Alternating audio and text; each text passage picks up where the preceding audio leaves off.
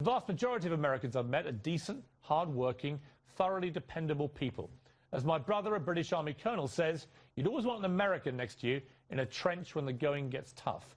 But that's where I think guns belong, on a military battlefield, in the hands of highly trained men and women fighting for democracy and freedom, not in the hands of civilians. All right, folks, welcome to Gimme 5, and that was Piers Morgan, his final show on CNN last Friday night.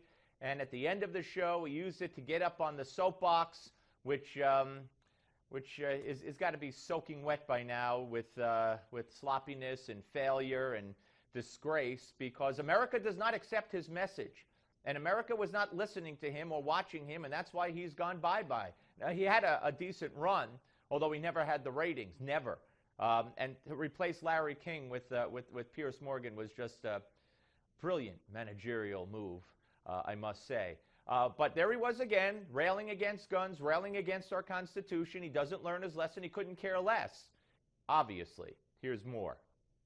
Now, I assume that after 70 people were shot in a movie theater, and then just a few months later, 21st graders were murdered with an assault rifle in an elementary school, that the absurd gun laws in this country would change. But nothing has happened. The gun lobby in America, led by the NRA, has bullied this nation's politicians into cowardly supine silence, even when 20 young children are blown away in their classrooms. This is a shameful situation that frankly has made me very angry. So angry, in fact, that some people have criticized me for being too loud, opinionated, even rude when I've debated the issue of guns. But I make no apologies for that.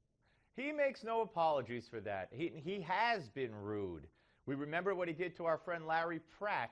He called him all kinds of names. We remember what he did to other people who just present him with the facts, with the statistics. He twists them, he misleads them, he calls them kooks, he interrupts them, and he can't argue the facts with his own facts because he just doesn't have them.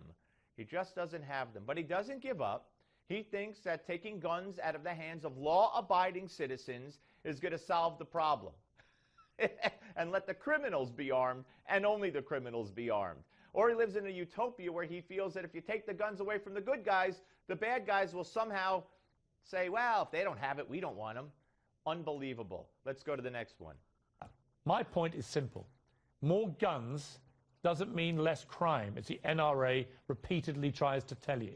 It means more gun violence, more death, and more profits for the gun manufacturers. And to those who claim my gun control campaigning has been anti-American, well, the reverse is true. I'm so pro-American, I want more of you to stay alive. I'll tell you, I'm almost moved to tears. Piers Morgan is so concerned with my safety. He wants me to stay alive. And the way he wants to do that is by taking my gun out of my home, so that if a criminal breaks into my home, I'm at the criminal's mercy, or at the mercy of the police if I manage to dial 911, if they don't cut the phone lines first, or if they don't get the drop on me in the middle of the night. That boy, Piers. And by the way, more guns do equal less crime. Read John Lott's book. It's full of statistics, which I know you don't care about. Next. Now it's down to you. It is your country. These are your gun laws. And the senseless slaughter will only end when enough Americans stand together and cry, enough. I look forward to that day. Yeah, well, you won't be sharing it with us, Piers. First of all, it's not going to happen.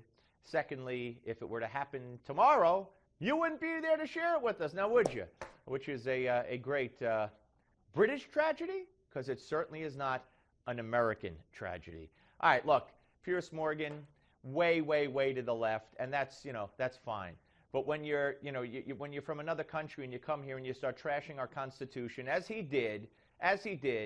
dismissed it over and over and over again, that takes a lot of chutzpah. And you know what? America didn't buy it. They didn't buy it. They didn't watch. They didn't listen. And no more Piers Morgan. On the Steve Malzberg Show, right here on Newsmax Television. The Steve Malzberg Show.